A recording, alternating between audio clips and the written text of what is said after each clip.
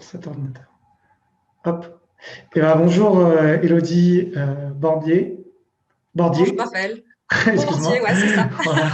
Merci d'avoir accepté l'interview. Du coup, on va parler d'un sujet qui, moi, me passionne énormément, que tu traites, qui est de l'amour de soi, et on va le relier aux relations hommes-femmes.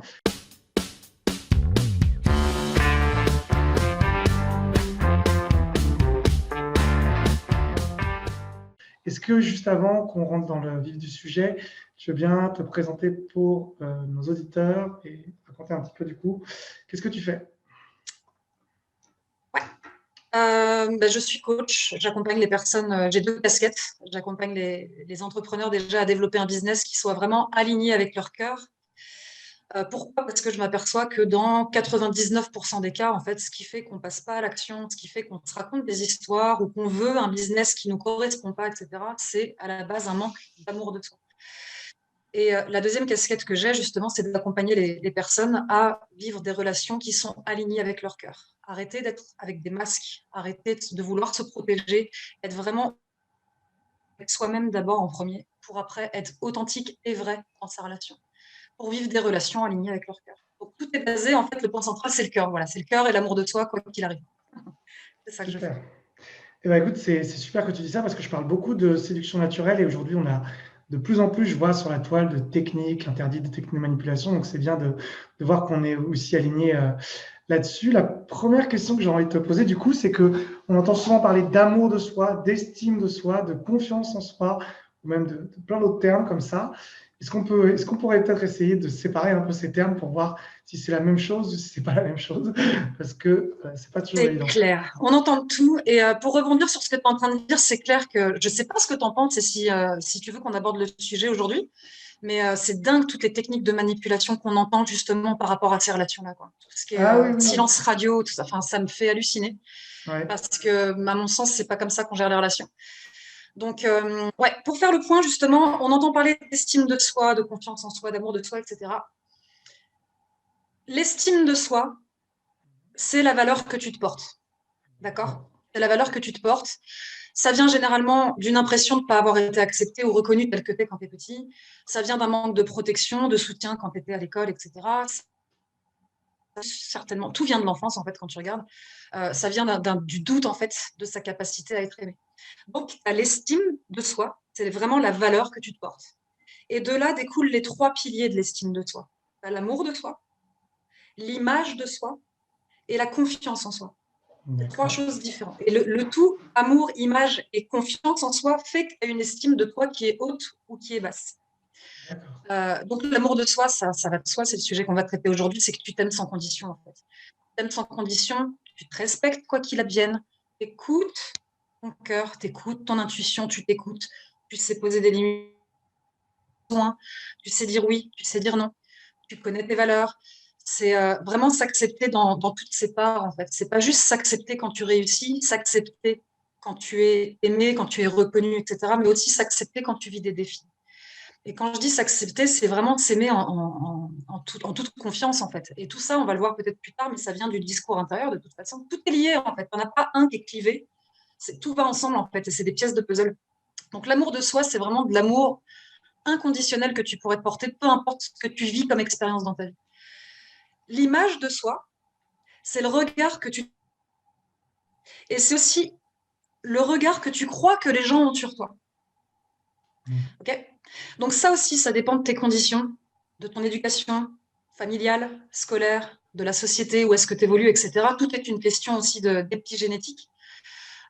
Et ça reste très subjectif, en fait, l'image de toi, parce que tu peux avoir une image de toi qui est très bonne, alors que pour les gens, tu peux paraître justement, tu peux avoir une image de toi qui est très négative. Et la confiance en soi, c'est vraiment le jugement personnel que tu as sur tes capacités ou non à réussir. Tu vois la différence? Ok. C'est marrant parce que tu parlais de dégager une image qui est mauvaise alors qu'à l'intérieur, tu peux avoir confiance. Non, tu n'as pas confiance. Moi, ce que je vois des fois dans le sens inverse, c'est qu'on a des femmes, et ça, je le dis souvent aux hommes timides que j'accompagne, qui peuvent dégager une image de grande confiance alors qu'en fait, à l'intérieur, elles n'ont pas en réalité confiance en elles. Ça, c'est. Exactement. Exactement. Mais c'est comme le gars qui paraît confiant en lui, en fait. Mais quand tu creuses, c'est parce qu'il y a un manque d'amour de lui et que mettre l'armure de l'arrogant ou du mec qui va draguer, etc., ça peut cacher justement des failles à l'intérieur de toi. Ça peut.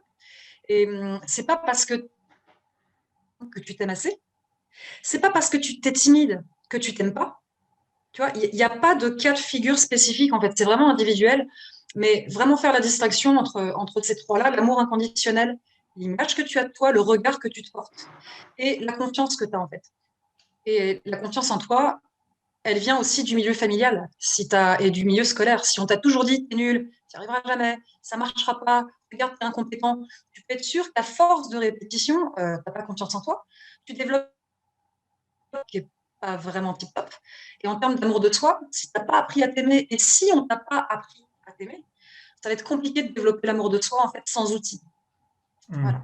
Donc ça vient de là, et tout ça fait que généralement, quand tu développes ta confiance, ton image de toi et l'amour de toi, tu as une bonne estime de toi. D'accord. Alors, ce qui est super intéressant, c'est qu'on a commencé cette interview en disant qu'effectivement, il y a de plus en plus de techniques qui pullulent sur Internet, et je prends volontairement ces termes un peu jugeants. Et moi, j'avais toujours considéré en trois catégories, on va dire. C'est les techniques, c'est vraiment le plus bas. Ensuite, on aura des compétences qui se développent plus avec la pratique. Et au-dessus, effectivement, comme tu le disais, l'amour ou l'estime. Du coup, comment l'amour ou l'estime peut aider, et pourquoi justement elle aiderait peut-être potentiellement plus que les techniques de séduction dans les relations hommes-femmes? Je ne sais pas si ma question est claire. Ouais, si. Comment ça peut aider en fait? Comment ça peut avoir un impact dans les relations? C'est ça que tu veux dire? Oui, exactement. Ouais. J'aimerais revenir sur un point déjà pour les personnes qui nous écoutent. D'où vient le manque d'amour de toi? Parce que c'est important de savoir pourquoi on n'en a pas et comment on fait après pour l'impact si tu n'en as pas d'en perdre. Déjà, dans la société actuelle dans laquelle on vit, personne ne nous apprend à nous aimer. C'est pas quelque chose qu'on t'apprend. On t'apprend à faire des études, on t'apprend à rentrer dans le moule, entre guillemets, on t'apprend à sortir de tes études, à avoir un job, à te marier, à avoir des enfants, etc. Généralement, c'est le schéma classique. À aucun moment dans les écoles, tu entends parler d'amour de soi, de confiance en soi, de communication, comment rentrer en relation avec les autres, etc. Ça ne s'apprend pas. Donc, de ce fait, c'est quelque chose que tu devrais apprendre familial. Mais nos parents n'ont même pas eux-mêmes appris à s'aimer, puisque leurs parents eux-mêmes n'ont pas appris, etc. Donc, en fait, c'est vraiment quelque chose de générationnel. Ça commence à changer. Hein. De plus en plus, les gens commencent à ouvrir leur conscience et à développer ces compétences relationnelles-là. Et en fait, ce qui se passe, c'est que avant que tu marches, tu es un petit bébé et tu as tout le monde qui va faire « Oh, il est mignon, il est tout chou, tu peux gueuler tout ce que tu veux, tu peux brailler toute la nuit, tu peux faire ce que tu veux, tout le monde va répondre à tes besoins, tout le monde va t'aimer, tout le monde va être là, te chouchouter, etc. » Donc, on ne naît pas sans amour ou avec amour de soi, on ne naît pas timide, on ne naît pas confiant ou pas confiant. Tout ça, ça n'existe pas en fait. Tu arrives, tu es un être humain avec une signature énergétique, un potentiel de personnalité qui est déjà là et qui se développe dans le milieu familial dans lequel tu grandis. Voilà. Donc, toi, à partir du moment où tu commences à marcher, tu vas attention à l'extérieur. Ah, attention, va pas là, fais pas ça. Ah, attention, maman va pas être contente. Je te prends un autre exemple. Si tu fais ça, maman va pas t'aimer. J'ai déjà entendu ça comme phrase. Toutes ces phrases-là, quand tu es gamin, ça va se loger dans l'inconscient directement. C'est-à-dire que l'enfant va se développer déjà en remettant son pouvoir sur les autorités extérieures, parce que c'est ses parents qui sont les autorités extérieures. Et quand il va entendre ses parents dire fais pas ci, fais pas ça, ah, attention, va pas là, etc., il va dans son langage, il va commencer à entrer, ok, si je fais ça, je suis aimé. Ah, si je fais pas ça, par contre, je suis pas aimé. Si je fais ça, je me fais engueuler. Si je fais ça, je suis reconnu. Et il va commencer à voir ce qui est bon. Il va commencer à faire une distinction entre ce qui est bien et mal. Tu me suis? Et de ce fait-là, en tant qu'adulte, on se développe. Déjà en n'ayant pas appris véritablement à s'aimer, à reconnaître ses compétences, ses capacités, etc. Et ça, franchement, ça diffère de si tu grandis dans une famille appris justement à reconnaître tes besoins, si on t'a apporté de l'amour, etc., tu ne vas pas du tout grandir de la même façon et te comporter de la même façon avec toi-même et les autres. C'est clair. Donc, ça dépend vraiment de ton milieu familial. Et dans ce cas-là, en fait, quand tu commences à ancrer ce qui est bien et mal, forcément, quand tu grandis, comme tu n'as pas appris à t'aimer, tu vas aller chercher l'amour à l'extérieur de toi, sous plusieurs formes, en multipliant des relations, parce que tu vas percevoir qu'en étant Dans les bras de quelqu'un, ça va t'amener de l'amour, mais du coup, ce genre de choses, la dépendance affective, par exemple, ça t'apporte de la jalousie, enfin tout ce qu'on connaît qui peut être pathologique en fait dans les relations. Et voilà, et tu vas commencer à aller chercher à l'extérieur la paix et l'amour de toi en fait. Ça peut être dans des diplômes, dans le travail à outrance, dans l'alcool, dans le sexe, dans ce que tu veux, mais tu vas vouloir combler ce manque-là. Donc, pour répondre à ta question, comment l'amour de soi peut influencer les relations, c'est que, imaginons que tu sais que tu t'aimes pas. Quelque part, si tu creuses vraiment, tu sais que tu t'aimes pas. Tu peux même t'insulter des fois ou te dire que tu es vraiment nul parce que tu n'arrives à rien. Et que, voilà, tout ce discours intérieur qui fait que si tu creuses, tu sais que ton discours, il n'est pas vraiment positif. Il y a beaucoup de personnes qui ont ce discours-là, qui ne s'en rendent pas compte parce qu'ils vivent sur le pilote automatique. Ils ne connaissent pas leur mode de fonctionnement. Et la plupart de ces gens-là, quand tu les questionnes, quand moi je les questionne, c'est je veux me mettre en couple parce que j'ai peur d'être seule. Je veux me mettre en couple parce que j'ai besoin d'être... C'est encore ce besoin d'aller chercher à l'extérieur. Donc, quand tu es dans ce besoin d'aller chercher à l'extérieur et dans la peur, donc tu te mets en couple parce que tu as peur quelque part, c'est souvent inconscient, très souvent. C'est ce qui crée des dépendances, c'est ce qui crée le fameux triangle de Karpman où tu vas commencer à te dire, à surveiller ce que fait l'autre, à prendre très mal dès que tu as une phrase de l'autre, à t'oublier, et j'en passe et des meilleurs. Et donc, ça ne sera pas une relation qui sera basée sur l'amour, mais une relation qui sera basée sur des conditions.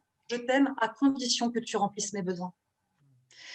Je t'aime, c'est que tu as tellement d'amour de toi que déjà, tu as de l'estime pour toi, pour reprendre ce qu'on disait. Tu as confiance en toi. Tu te respectes.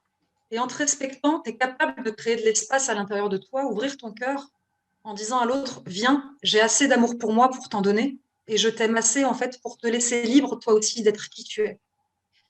Ça n'a rien à voir comme relation en fait. Ça veut dire que quand tu t'aimes assez, ça se développe. Hein. Personne n'est cassé parce qu'ils ont confiance en fait. On n'est pas brisé. C'est juste qu'on n'a pas appris ça.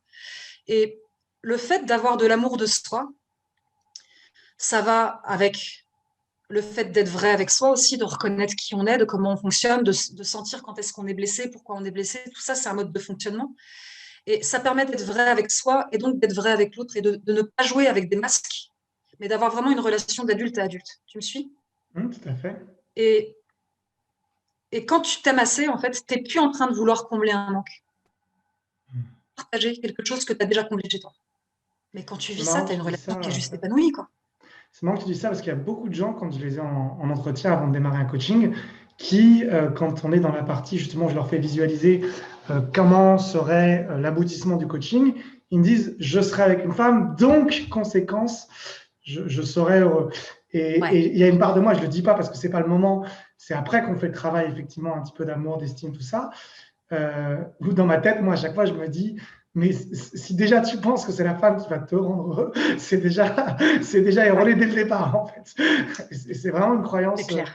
c'est la croyance de Walt Disney, là. Ils vécurent heureux et ont beaucoup d'enfants, quoi. Mais en fait, non, ils vécurent encore avec des problèmes. Et C'est ça ça. ça va pas s'arrêter parce qu'il y a une fille. Et donc, du coup, tout d'un coup, tous tes besoins vont être comblés et tu vas être le roi du monde, quoi.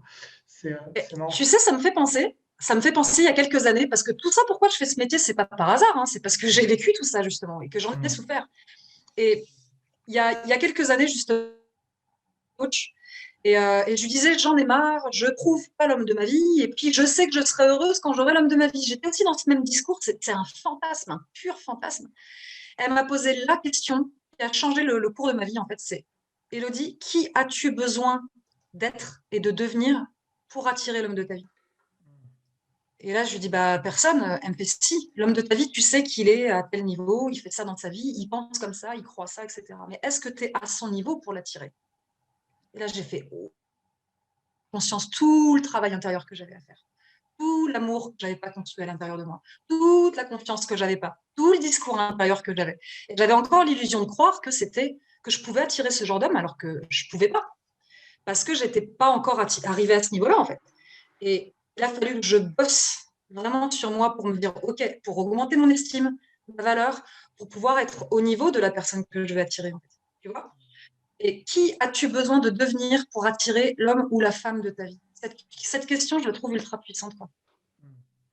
Et C'est vrai que moi, j'avais fait un sondage sur plus de 150 hommes que j'ai accompagnés ou qui ont fait son sondage sur mon site internet, où je leur demande comment ils ont plu à des femmes dans leur vie. Et très souvent, ce qui ressort quand tu regardes les réponses, c'est des moments où ils n'essaient pas de plaire.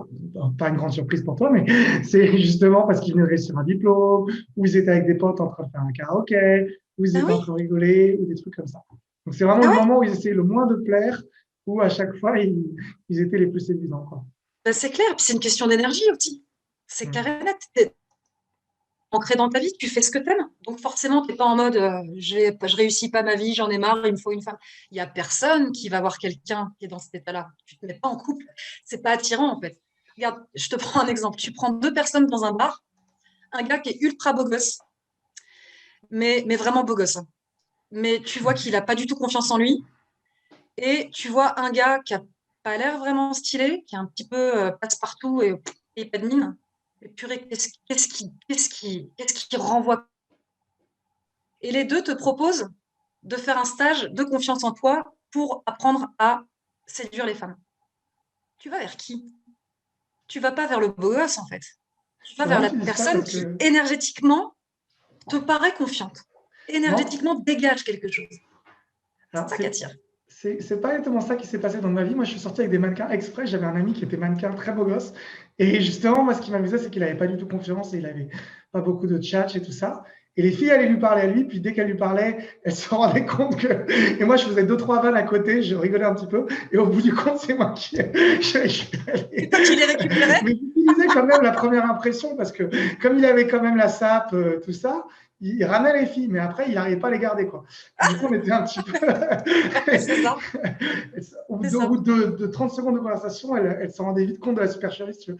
Et du coup, ça faisait exactement ce que tu disais, quoi. C'était assez drôle. Mais c'est clair. Et ça me fait penser, ton audience, c'est plus C'est plus des timides, ouais. J'accompagne des plus hommes des hommes timides. timides, ouais. Ouais. Mm. Et c'est pareil, le message que j'aimerais leur faire passer, c'est que tu n'es pas timide. Tu ne n'es pas naissance. Tu ne n'es pas timide, en fait. Tu le deviens par rapport à ton contexte familial. C'est la même chose.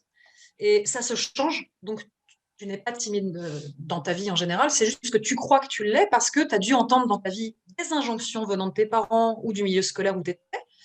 Et tu as ancré ça en disant oh, je suis timide. Donc, ton inconscient, pour se protéger, il a fait clac, il s'est fermé. Il t'a créé quelqu'un de fermé pour te protéger, tout simplement. Mais c'est ce que je disais au tout début, c'est que tu vois des mecs qui peuvent paraître ouverts, la tchatch, etc., mais ça manque tellement de confiance en eux, en fait, quand tu crèves l'abcès et que tu vas plus loin. Et à l'inverse, j'ai déjà vu des hommes réservés, mais qui ont tellement d'assises, d'ancrage et de confiance en eux que c'est tellement attirant, en fait. Donc, Mm. c'est de ne pas associer, tu me dis ce que tu en penses, hein, mais ne pas associer je suis timide, donc je ne peux pas attirer de femmes. Ah Ça n'a oui, rien à tout à voir. fait, tout à fait. Ça n'a rien à D'ailleurs, voir. souvent les hommes qui sont introvertis, on va changer de terme, ils pensent qu'il faut être extraverti pour plaire parce qu'on a entendu ça, je sais pas où d'ailleurs. Et alors qu'en fait, quelqu'un qui représenterait plus une énergie qui est pas la mienne, parce que moi je suis extraverti, je pense, et puis j'aime beaucoup parler. Enfin, voilà, je suis peut-être narcissique, je m'en fous, mais j'aime bien raconter des histoires, rigoler, tout ça. Mais j'ai vu des mecs qui sont plus des forces tranquilles. D'ailleurs, moi j'ai souvent cru à l'inverse en tant qu'extraverti qu'il fallait que je représente une force tranquille pour séduire. Et en fait, depuis que je me suis dit non, je peux être quelqu'un de joueur et de fun, et j'ai pas besoin d'être une force tranquille, ce qu'on nous présente aussi à l'inverse dans les modèles de séduction, où le mec qui a la tchatch et du coup il plairait, ou le mec qui serait comme James Bond, tout le temps calme, tout le temps serein, et donc il plaît. Et en fait, bah, quel que soit en fait le paradigme introverti-extraverti, c'est encore une fois ce que tu disais. Enfin, je ne sais pas ce que tu en penses du coup sur cette partie-là. Mais effectivement, les timides souvent croient qu'il faut être quelqu'un de très avec la tchatch pour pouvoir plaire. Moi, ce que j'ai envie de te dire, pour rebondir, c'est que un poisson ne va pas se comparer à un chat. Donc, le poisson, tu ne le verras jamais monter aux arbres pour être comme le chat. Un poisson est un poisson. Point barre. Et le problème, c'est pas valable que dans la séduction, c'est valable dans la vie en général. Le problème, c'est que on a tous tendance à se comparer. Et à partir du moment où tu te connectes, tu connais tes valeurs, on s'en fout de ce que pensent les autres. Tellement. Tant que tu vas continuer à te comparer aux autres, tu souffriras. Et tu percevras que c'est mieux de se comporter comme ça parce qu'il est tel qu'il est. Donc, il attire des personnes par rapport à qui il est. Mais un timide, il va attirer d'autres personnes. Et encore, un timide, c'est une étiquette, c'est même pas timide, c'est que tu fais l'expérience de quelqu'un de réservé. Quand tu t'enlèves cette étiquette et t'acceptes, grâce à l'amour de soi aussi, qui en fait partie, quand tu acceptes comment tu es, que tu es quelqu'un de plus réservé, tu es quelqu'un qui se fait un peu plus discret parce que pour toi, c'est comme ça que tu fonctionnes, tout simplement. Déjà, tu es en paix avec toi-même, tu as confiance en toi, tu es plus ancré et tu vas attirer les femmes. Ah, donc après, il y a d'autres choses à travailler. J'imagine que oui, la séduction en tant que telle, aborder une femme et tout ça, ça s'apprend, c'est encore d'autres choses. Mais la base, le cœur, c'est vraiment l'amour de soi et s'accepter tel que l'on est, quoi. Et pas se comparer à quelqu'un qui justement est extraverti, etc. Tu as des gars extravertis qui ne plaisent pas aux femmes, en fait. Mais tu vas plaire aux personnes à qui tu dois plaire. Et il y a une phrase que j'aime beaucoup dire, c'est que de toute façon, en fait, quoi que tu fasses ou que tu fasses pas, tu seras aimé et détesté pour qui tu es, quoi qu'il arrive. Donc, je te prends un exemple. Si le gars timide dans une soirée parce que justement, il veut se mettre le masque de l'extraverti, donc il est en train de jouer un rôle de qui il n'est pas, il va être aimé par des femmes, mais il assurera peut-être pas derrière, et il sera détesté aussi par d'autres femmes qui vont le trouver arrogant. Exemple. Donc, de toute façon, il sera aimé et détesté pour ce qu'il n'est pas. Et en restant dans cette position réservée, il sera aussi aimé et détesté pour ce qu'il n'est pas. C'est sûr, il va attirer des femmes qui vont dire, moi j'adore ton côté discret, j'aime bien ton côté justement, tu me parais doux, bienveillant. Et tu as d'autres femmes qui vont dire, moi j'aime pas, c'est trop mou pour moi, ça bien. Mais au moins tu seras aimé et détesté pour qui tu es. Donc tu es certain que quand tu seras aimé, ça sera vraiment pour qui tu es, et pas pour qui tu n'es pas, tu vois. Tout à fait. Alors du coup, ça me fait penser à une question, c'est qu'on a beaucoup parlé d'amour, d'estime, de confiance, d'image. Et comment on développe ça finalement, concrètement? Est-ce qu'il y a des habitudes, des routines, des techniques, des méthodes pour développer tout ça? Je suppose que tu utilises un panel de méthodes, mais du coup, parce que c'est vrai qu'on utilise souvent ces termes et ça paraît, moi en tout cas, ça me paraissait avant de savoir vraiment comment mettre en pratique, euh, très subjectif en fait, ces concepts-là. Comment on les met en pratique?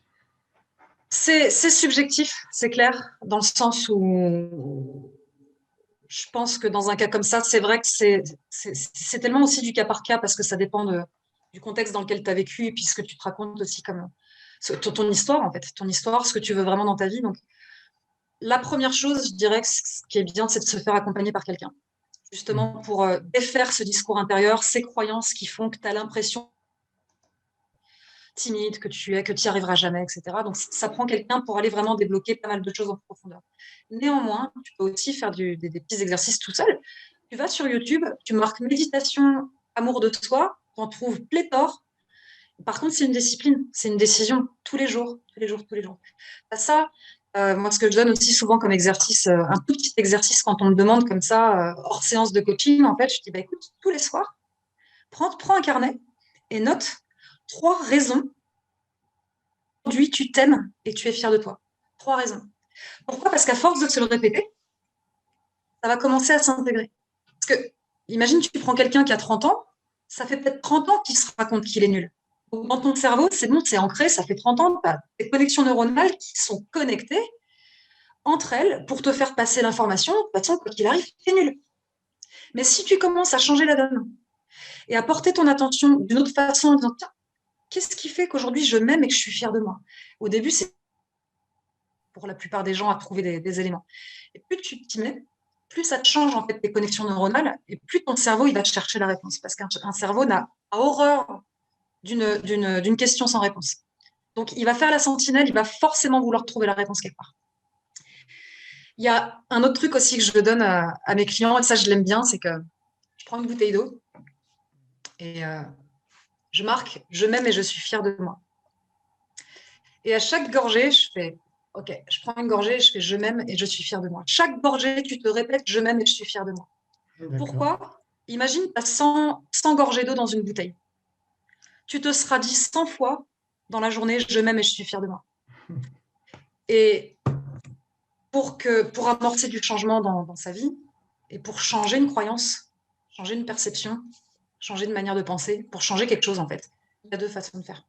La répétition et le choc. Choc émotionnel. Quand tu as un accident, bah ça, j'imagine que tu le sais, ça, que tu dois le savoir. Tu as un choc émotionnel, tu as un accident de la route, par exemple. C'est marrant, ça te fait prendre des prises Tu te fais, t'as ton conjoint, ta conjointe qui te quitte, c'est pareil, tu prends des prises de conscience. C'est des chocs émotionnels qui font que ça te monte et puis tu dis, mais mince, j'avais pas vu ça avant, quoi. Donc, tu as ça et la répétition. Plus tu vas répéter quelque chose, plus ça s'ancre. C'est comme le mec timide. Il s'est pas dit en une journée, tiens, je suis timide, ça y est, c'est acté. Non, non, c'est à force qu'on lui ait répété, soit tu es timide, ou à force que lui se soit raconté l'histoire. Ah, putain, j'y arrive pas, je suis nulle. Ah, bah, c'est peut-être parce que je suis timide. Et de se convaincre qu'il est timide, c'est cette répétition-là qui a fait qu'il y croit dur comme fer. Mais c'est pareil pour l'amour de soi. Si tu veux changer les choses, en fait, si tu veux avoir un discours positif, commencer à changer ce discours intérieur, ça prend déjà une décision de répéter les choses. Donc, tu as plusieurs choses comme ça, en fait. C'est vraiment changer son discours intérieur. Alors, tout seul, c'est vrai que c'est pas évident parce qu'il faut prendre conscience de tout le bullshit que tu te racontes. Et voilà, j'aurais envie de dire ça comme petite. C'est vrai que j'ai certains coachés particulièrement, parce que j'accompagne des fois des gens qui n'ont aucune expérience sexuelle depuis très longtemps, et il y a une espèce de résignation des fois qui fait que ils peuvent faire un exercice parce que tu le fais avec eux, ils vont peut-être le garder une semaine parce qu'ils sont juste encore sur l'état de machin, Ouais. d'entrain, de motivation, mais après, hop, ils repassent dans leurs anciennes pensées. Est-ce que tu peux développer un peu cette partie-là des pensées? Parce que effectivement, j'ai l'impression que c'est aussi beaucoup lié aux pensées qu'on a, au discours intérieur, comme tu disais. Dans quel sens développer sur les pensées? Bah, comment justement tu relis l'amour de soi au discours intérieur? Parce que tu avais l'air de dire que c'était quand même assez relié. Bah, tout est lié, en fait. C'est que, comment dire? Je te prends l'exemple dans ton audience, quelqu'un qui croit qu'il est timide. Voilà. Il croit qu'il est timide. Voilà. Pour lui, il est timide. Il va, en ayant la croyance qu'il est timide, il va avoir les pensées et le discours intérieur qui vont aller avec, en fonction de sa croyance. Donc, je suis timide. Imaginons qu'il est avec une femme et qu'il aimerait aborder une femme. Il va se dire dans sa tête que je ne peux pas y aller, je suis timide, et puis de toute façon, qu'est-ce qu'elle va dire de moi? Et puis de toute façon, je suis trop petit, et puis de toute façon, j'ai un bourrelet autour de la taille, et puis de toute façon, elle va préférer les hommes grands. Pourquoi? Parce que comme il croit qu'il est timide, il a ce discours à l'intérieur de lui. Ce discours à l'intérieur de lui va générer une émotion de frustration, de peur, de ce que tu veux. On va prendre la peur, par exemple, l'émotion de la peur. Cette émotion, ça va engendrer ou non une action. Là, on prend cet exemple-là, j'ai peur, l'action, la non-action, c'est j'y vais pas, j'ai peur. Il n'y va pas, donc il n'y a pas d'action. Le résultat, c'est qu'il n'y a pas d'interaction avec cette femme-là. Donc, en n'ayant pas d'interaction avec cette femme-là, il reste en renforçant sa croyance, j'avais raison, je suis timide, c'est pour ça que j'attire pas les femmes. Tu me suis? Ah Et oui, ça tout à fait, tourne c'est en la boucle. go, oui. Ça La, tourne en la boucle. croyance souvent qu'ils ont, je vais pas lui plaire, je vais me faire rejeter, peur du regard des autres, peur du rejet. C'est vraiment ça hein, qui est le plus récurrent. Le regard des autres et le Ouais. rejet. Comme ils ont la croyance que de toute façon, ils vont être rejetés, ils manifestent. Et c'est intéressant aussi un truc que tu as évoqué là, mais j'aurais voulu qu'on l'appuie, c'est que la non-action est une action quand même, parce qu'ils ont l'impression qu'en n'agissant pas, ils font pas d'action, mais ils font quand même une action. Ça, c'est important de le souligner, je pense, parce que pour les Exactement. gens qui sont trop dans leur tête, qui n'osent pas justement aborder ou rentrer en contact avec des femmes, des fois, j'en ai eu un avant, il y a quelques jours, qui a démarré avec moi, il me disait ouais, en drague de rue, je prends des numéros, mais j'arrive pas à revoir les filles. Je lui dis vas-y, donne-moi le dernier cas. Il me dit bah, la fille, j'ai pris son numéro, je lui ai envoyé après un message, elle a répondu, et voilà. Et je lui dis bah, tu lui as répondu une fois qu'elle t'a répondu? Il me dit non, j'étais pas bien, j'ai préféré arrêter. Je dis mais donc là, est-ce que tu te rends Ah, compte que c'est même pas la fille qui s'est rejetée, c'est juste toi qui as arrêté tout seul en fait. c'est Genre, ça. et le mec n'avait même pas conscience qu'en fait il s'était auto-saboté. Tu sais pourquoi il s'est auto-saboté comme ça? Qu'est-ce qu'il se racontait? Bah, il se racontait que probablement c'était difficile la drague de rue, que de toute façon il n'avait jamais eu de rendez-vous donc c'est compliqué, que s'il continue probablement que de toute façon il va encore être rejeté comme les autres fois, que ça va Voilà. encore faire une conversation sans fin où ça va être du blabla mais que quand il va proposer un rendez-vous elle va pas vouloir et Bah donc il voilà. n'essaye même plus quoi. C'est comme l'histoire de l'éléphant dont tu as déjà entendu parler qui accrochait une pierre quand il était petit, puis quand il est grand il n'ose même plus bouger la pierre alors qu'il pourrait le faire. Il s'est tellement pris de râteau qu'il n'ose même plus, il ose Tu même vois, plus tenter. c'est exactement ce que tu dis. Il a fait une non-action, qui est quand même une action, quelque part. C'est l'action de ne rien faire. Et du Mmh. coup, il n'y a rien.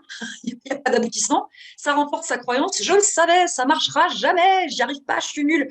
Et le gars reste là-dedans, quoi. Le gars reste là-dedans. Donc, je sais plus ce qu'on disait par rapport à ça, quel est le lien, mais Le dialogue intérieur. Et en fait, langage intérieur. et en fait, on peut le relier vraiment à l'autosabotage dans ce cas-là, parce que 90% du temps, enfin, non, peut-être pas 90, on va dire 50% du temps au moins, les mecs, ne sont pas recalés en réalité, c'est juste qu'ils tentent rien. Et ça, c'est lié à la confiance et à l'amour de soi, parce que quand tu tentes, la plupart du temps, on pense que échec parce que ça n'a pas marché. Mais c'est un échec si tu crois que c'est un échec, en fait. Je m'explique. Pour avoir confiance en soi, la plupart du temps, les gens, ils se disent « Ah, mais ça marchera quand j'aurai confiance en moi. » Ouais. D'accord ? Mais tu fais quoi pour ça ? Ah, rien, j'ai pas confiance en moi pour l'instant. Mais un jour, j'aurai confiance en moi. Et en fait, la confiance en toi, elle vient quand tu multiplies les expériences. Expérimente. Passe à l'action, regarde ce que ça te fait à l'intérieur. Regarde ce que ça te fait vivre, du rejet, de l'humiliation, de la honte. Regarde ce qui se passe à l'intérieur. Tu es en train de te dire quoi comme discours intérieur ? Et c'est à partir de ce moment-là que tu vas pouvoir régler, prendre conscience de ce discours intérieur et ajuster. Donc, plus tu expérimentes, justement, tu parles de drague de rue, plus tu expérimentes, tu passes à l'action et que tu vis ce truc inconfortable qui est peut-être la peur du rejet, la peur de je sais pas quoi, plus tu vas pouvoir ajuster les choses. Plus tu vas pouvoir ajuster, plus tu vas pouvoir... Et plus ça va augmenter la confiance en toi. Plus tu vas augmenter la confiance en toi, plus tu vas avoir un discours intérieur positif. Ça va contribuer aussi à l'amour que tu te portes, bien évidemment. Mais en fait, il n'y a pas d'échec au niveau de la confiance en soi. Il y a juste, vas-y, apprends, recommence, ajuste. Apprends, ajuste, apprends, ajuste. C'est juste ça, tout simplement. Je vais reprendre deux cas que je pense qui sont intéressants, parce que tu l'as évoqué au début de l'interview et je voudrais recreuser un tout petit peu ça. C'est que tu disais qu'il y a des mecs aussi qui enchaînent les conquêtes qui sont pas heureux. Ça a été mon cas d'ailleurs dans mon passé. Donc ça a même un nom dans la séduction. On appelle ça le syndrome du Don Juan ou de Casanova. Pour ceux qui ne Ouais, connaissent pas, c'est la dépendance sexuelle, qui est presque la même chose que la dépendance affective, à deux doigts près le près, qui est qu'on cherche une perfection chez l'autre parce qu'on ne s'accepte pas sa propre imperfection. ouais. Et du coup, c'est intéressant aussi de voir qu'il y a des gens qui peuvent plaire autant qu'ils veulent et pour autant ne pas s'aimer soi-même. Même il y a des filles aussi dans l'autre sens aussi, que des fois les mecs ils imaginent qu'une fille belle est forcément très confiante en elle. Moi je suis sorti avec des filles qui étaient même mannequins, ce que tu veux, dans ma vie, et qui en réalité étaient loin d'avoir confiance en elles. Du coup c'est marrant que des personnes qui aient potentiellement du succès, pour autant n'ont pas d'amour de soi. Bah, c'est le fondement de notre société, malheureusement. C'est on t'apprend à faire. Et on est des êtres humains, on n'est pas des fers humains, en fait. On est des êtres humains. Sauf on va t'apprendre depuis le début, c'est ce que je disais tout à l'heure, c'est que avec les injonctions que tu as reçues, c'est OK. En gros, je schématise, hein, tout ça, c'est schématisé, mais si je m'habille bien, je vais être reconnue dans mon école, au lycée. Faut que je porte telle marque pour être reconnue, ces sentiments d'appartenance. C'est toujours ce besoin d'être aimé, reconnu, et c'est ce qu'on cherche, les êtres humains. On cherche à être aimé et à être en paix. Hein. On cherche rien d'autre. Rien d'autre. Et, et on va le combler par différents moyens, en fait, par des relations, par une belle voiture, par un gros diplôme, par beaucoup d'argent, enfin, tout ce que tu veux, quoi. Et du coup, je me suis perdue. Voilà. Qu'est-ce que j'étais en train de dire? Tu es en train de dire qu'on est en train de parler des personnes qui avaient beaucoup de succès, qui pour autant ne s'aimaient pas malgré le succès que potentiellement elles pourraient avoir. Ouais, voilà, mais c'est parce que c'est des personnes qui. Alors, déjà, il y en a qui ont une beauté physique plus ou moins avantageuse, c'est vrai, mais c'est avantageux pourquoi dans le pays dans lequel tu vis.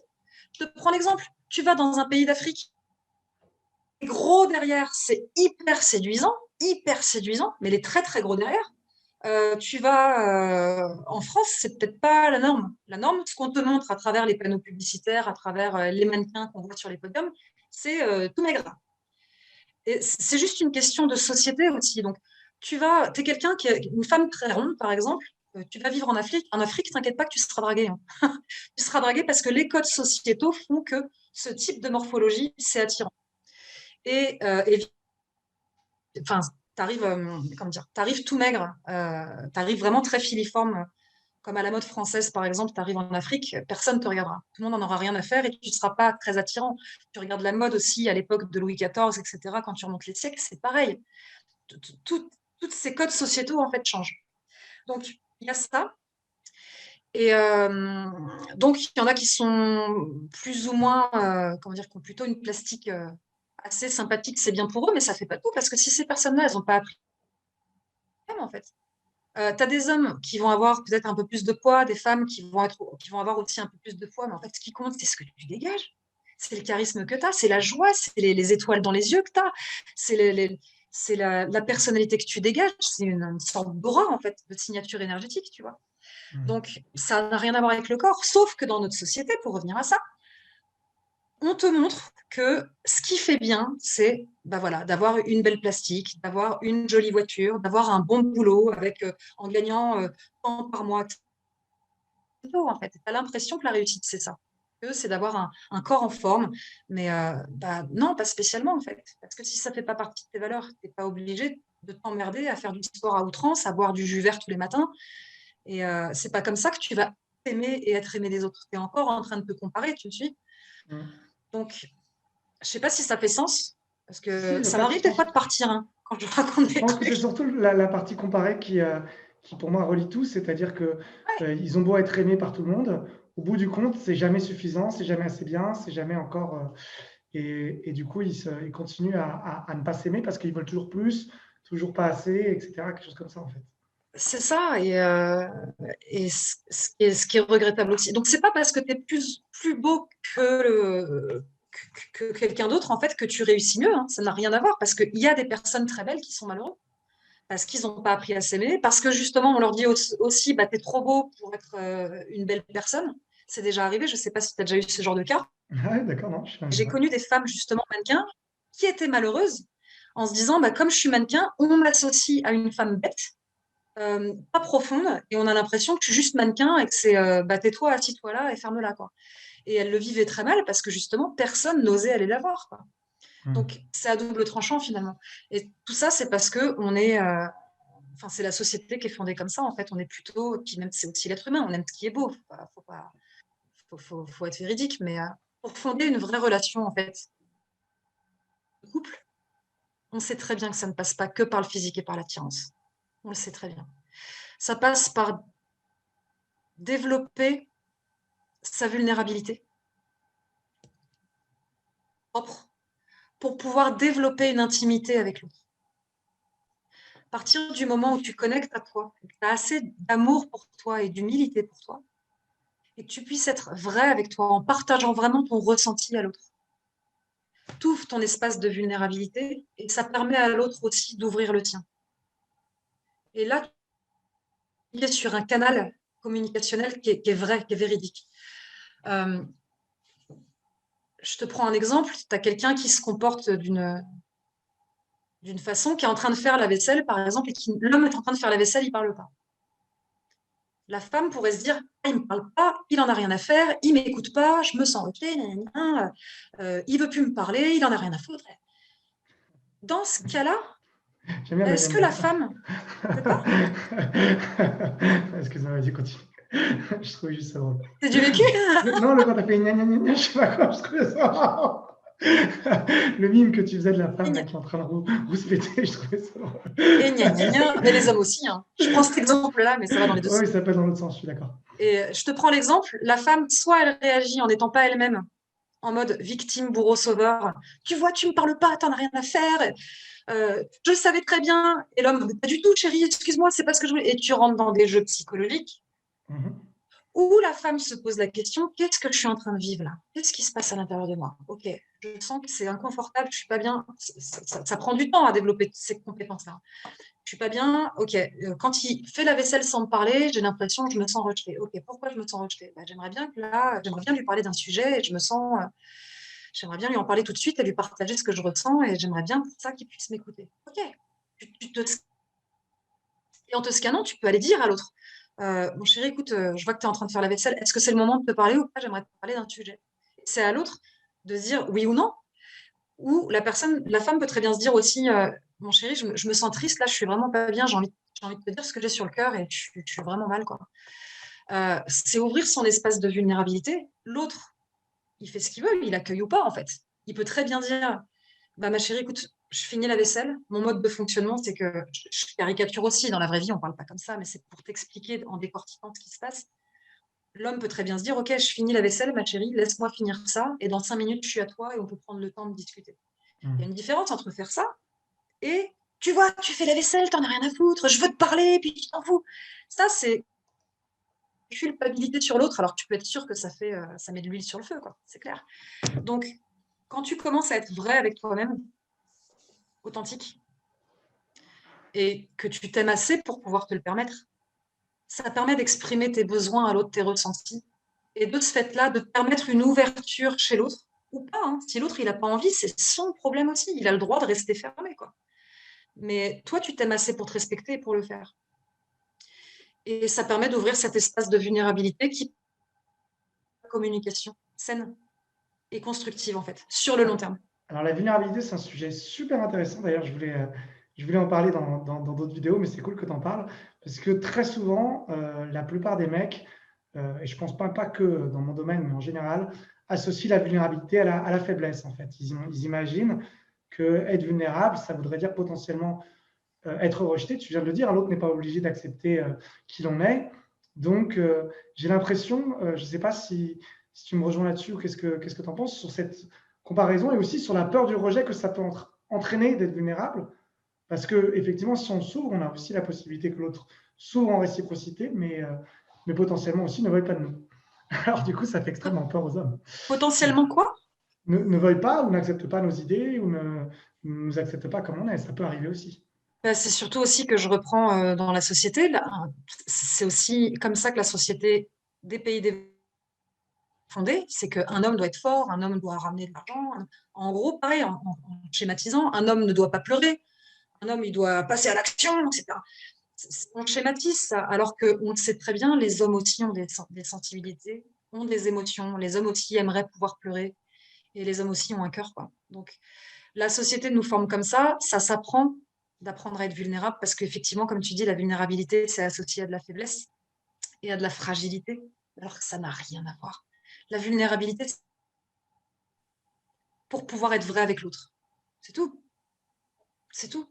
Sauf que comme on n'a pas appris ça, forcément, dans la tête de la majorité des hommes, il ne faut surtout pas être vulnérable. Tu passes pour un faible. C'est clair. C'est clair. Mais personnellement, je trouve qu'il n'y a rien de plus beau de voir un homme qui est proche de sa vulnérabilité et qui verse des larmes. C'est tellement puissant, en fait. Tellement puissant. Mais ça s'apprend, en fait. Je voudrais pas trop développer là-dessus parce que sinon, ça sera un autre sujet et Ok. une autre interview sur la vulnérabilité et on basculerait sur d'autres choses. Mais ça s'apprend. Et les hommes qui regardent cette interview, oui, vous avez le droit d'être vulnérable. C'est même des choses qui touchent énormément.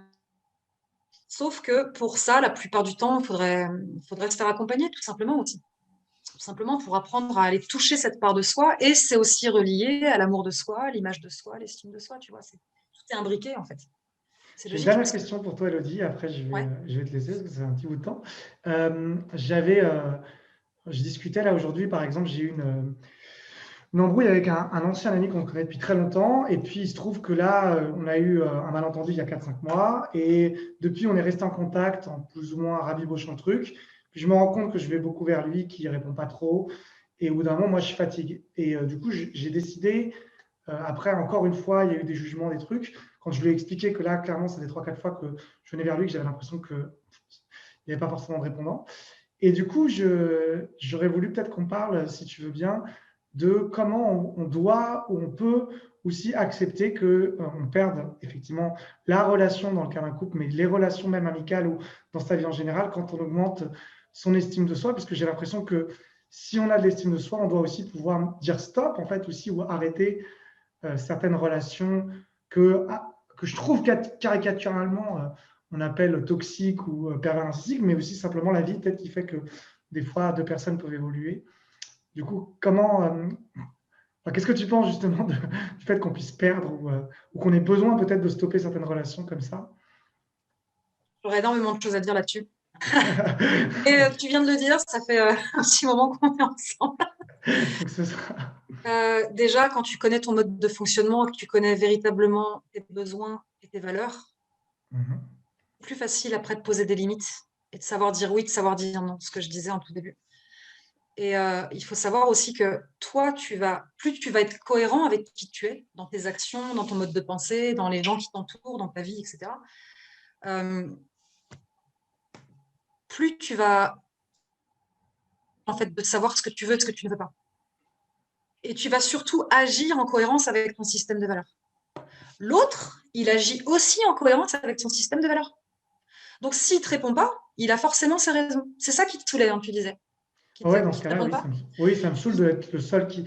Pour moi, une relation doit être du donnant-donnant un minimum, et si je vois qu'il n'y en a que un, ça va dans un seul sens, quoi. Donc, mais tu as plusieurs cas de figure par rapport à ça. Lui, il agit en fonction de son système de valeurs, de ses préoccupations, de ses priorités de fonctionnement, etc. C'est sa façon de faire. Toi, ton système de valeurs, tu viens de le dire, selon toi, dans une relation, ça doit être donnant-donnant. Pour toi, peut-être pas pour lui. Donc, dans ce cas-là, tu as plusieurs choix. Est-ce que tu t'aimes assez, toi, pour aller lui dire, écoute, voilà, j'aimerais bien qu'on ait une discussion tous les deux parce que j'aimerais comprendre les choses. Ou tu peux aussi t'aimer assez en disant, écoute, stop, cette relation ne me convient pas, je préfère mettre un terme, quitte à en souffrir temporairement, à comprendre ce qui s'est passé et après faire un travail là-dessus. Mais bien sûr que c'est lié, ouais. C'est lié.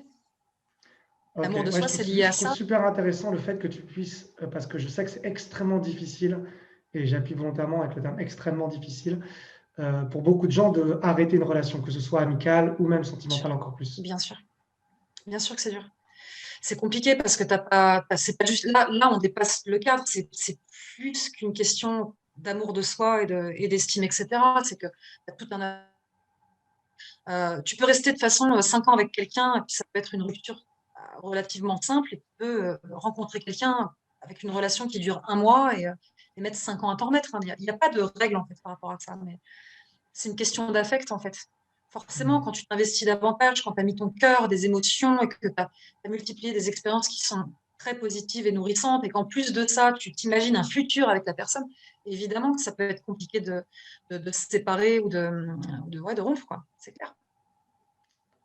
Je Bon, sais pas eh si ben, ça. écoute, en tout cas, il y a aussi la possibilité d'avoir des relations très saines et très apaisées et très harmonieuses. C'est possible, C'est aussi possible, pour rebondir possible, sur et une ça note demande d'aller. positive.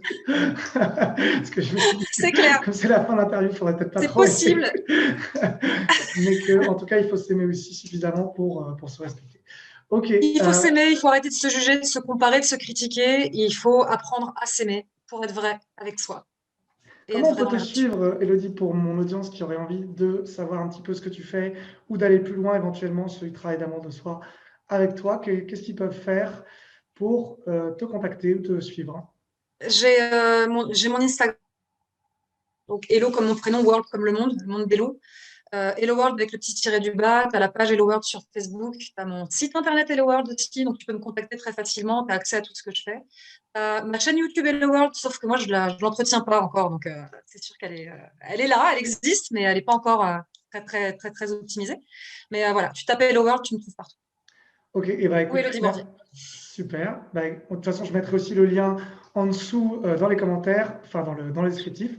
Si vous avez des questions pour Elodie sur l'amour de soi avec les relations, n'hésitez pas à le mettre aussi en commentaire. Et je te remercie beaucoup pour cette Et j'y interview. répondrai avec grand plaisir. Voilà. Marche. Allez, à bientôt. Ciao, ciao.